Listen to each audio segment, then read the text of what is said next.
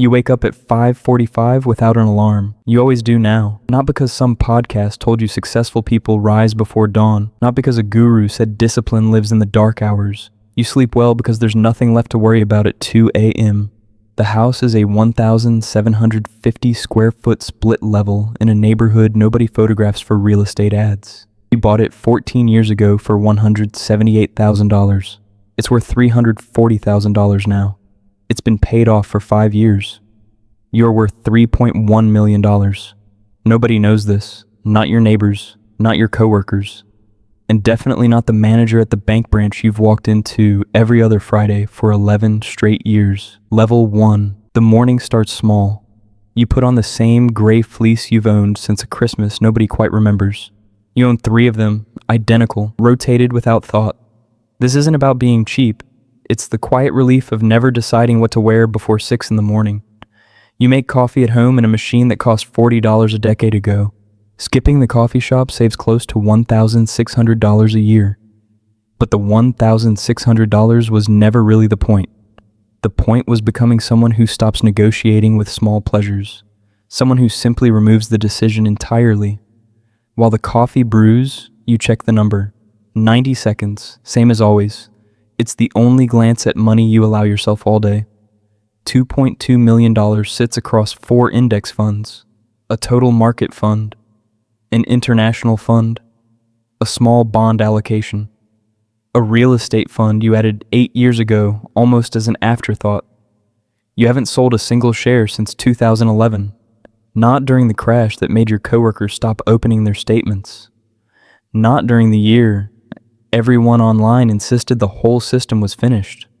You just kept buying every 2 weeks. Automatically, the same quiet transfer repeating itself long after it stopped requiring any willpower at all.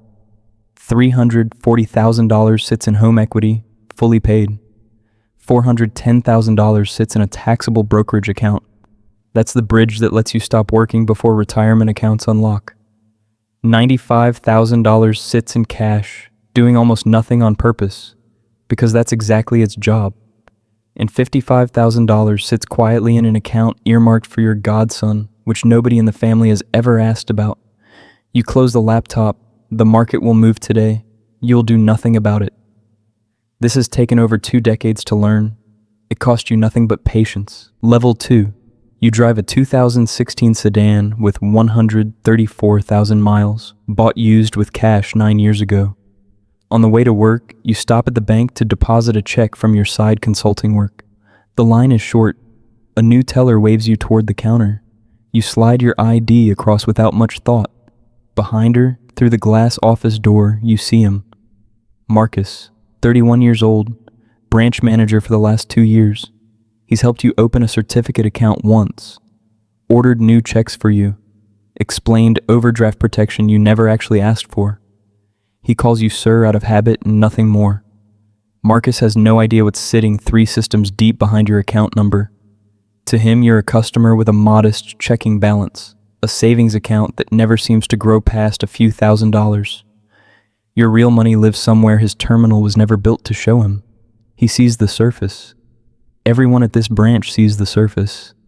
The surface is a used sedan, a fleece jacket, a man who deposits small checks without ceremony. He asks how your week is going. You say fine, same as always. He mentions a new savings promotion the branch is pushing this month. You nod politely and let him finish the pitch.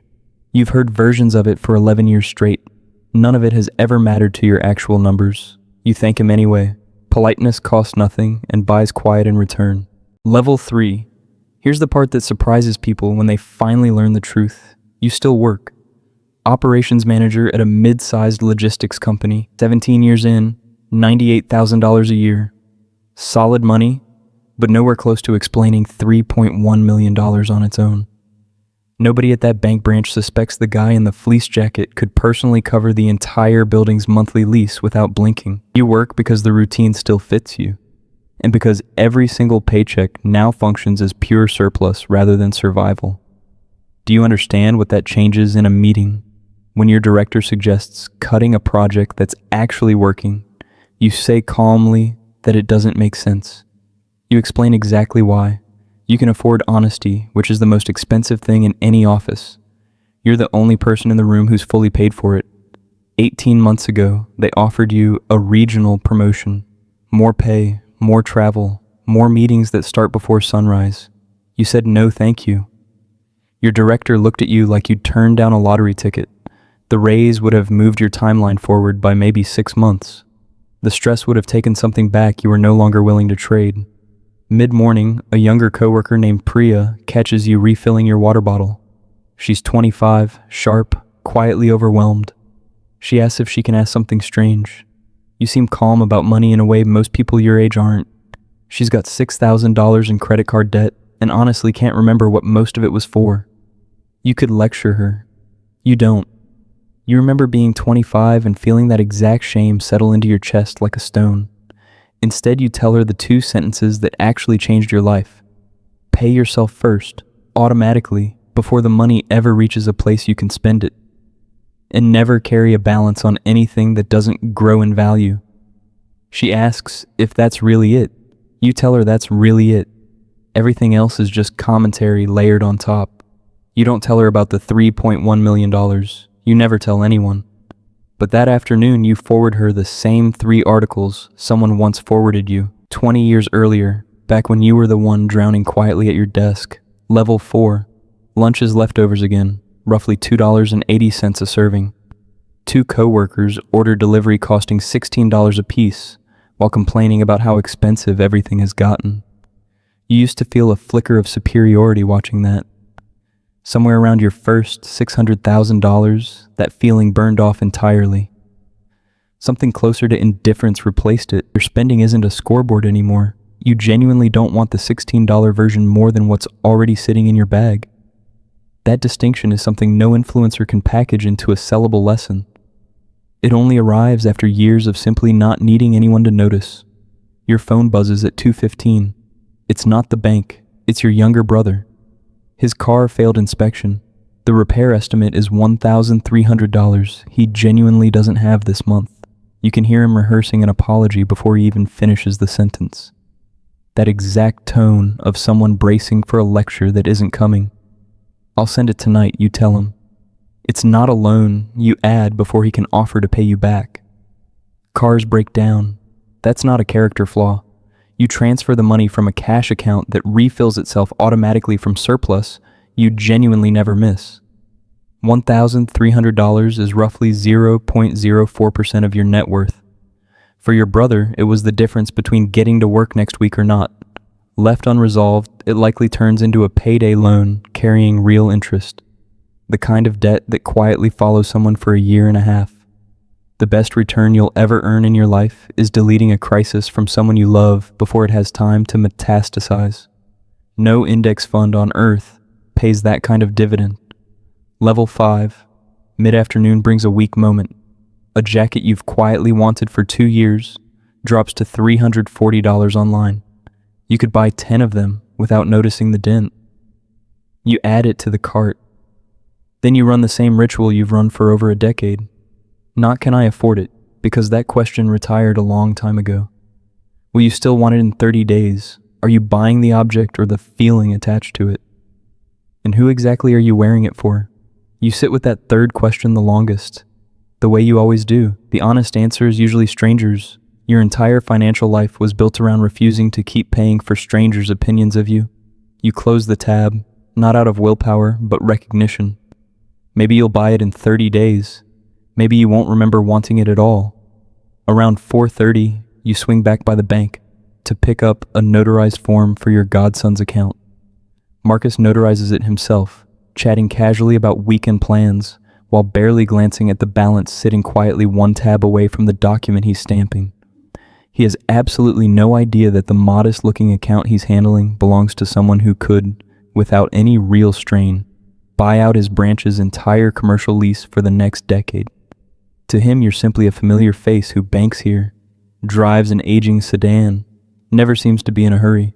That gap between what Marcus assumes and what's actually true isn't an accident.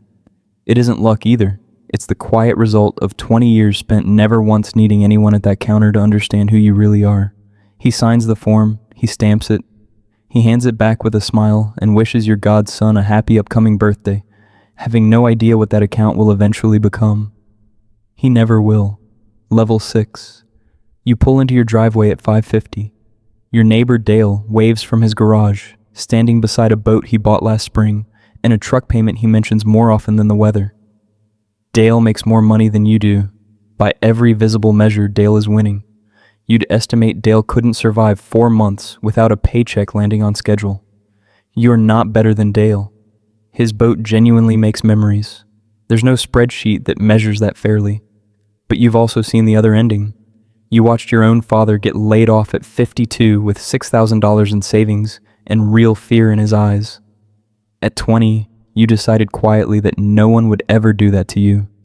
Dinners with your husband. You didn't build any of this alone.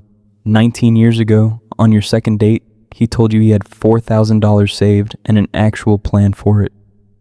You knew that night this was different. 3 real money disagreements across 19 years, each resolved the exact same way. A short Sunday meeting with coffee and the numbers laid flat on the table. No ambushes, no hidden accounts. Most money problems inside a marriage were never really math problems. They were surprise problems. You both simply deleted the surprises early on. After dinner, you walk your usual loop, 1.5 miles through streets that look nothing like wealth. A podcast host you half listen to asks the same tired question every guest gets asked. What's your number? When is it finally enough? You passed your number nearly $700,000 ago, and nothing dramatic happened. No confetti, no sudden clarity. The number simply became a bigger number. You kept walking the same familiar loop, unchanged. Level 7. That's the part almost nobody explains honestly. The finish line was never real. What the money actually delivered arrived years earlier, gradually, quietly. The day you stopped flinching at unexpected mail. The day a layoff rumor at work barely registered. The day you learned to say no without rehearsing it first. Wealth was never really the number sitting in that account. Wealth is the steady absence of certain kinds of problems in your life. A brother's car repair, a niece's tuition question, a market crash that used to ruin your sleep and now barely earns a glance. You read for 20 minutes before bed. Tomorrow there's one meeting, a dentist appointment, and your godson's birthday coming up next weekend. Someday he'll open a letter explaining exactly what's been quietly growing since the week he was born. That will likely be the loudest thing your money ever does in its entire existence. Today you earned $310, spent $19, gave away $1,300, and walked away from a jacket. Marcus at the bank still thinks you're just a regular customer with an ordinary balance and an aging sedan in the parking lot. Nobody clapped for any of it. Nobody needed to know. Tomorrow the market will open, it will rise or it will fall. And once again, quietly, you will do absolutely nothing about it. That silence is the whole point. It always was. Nobody applauds silence. Nobody needs to. It works anyway. This channel is POV Zenn.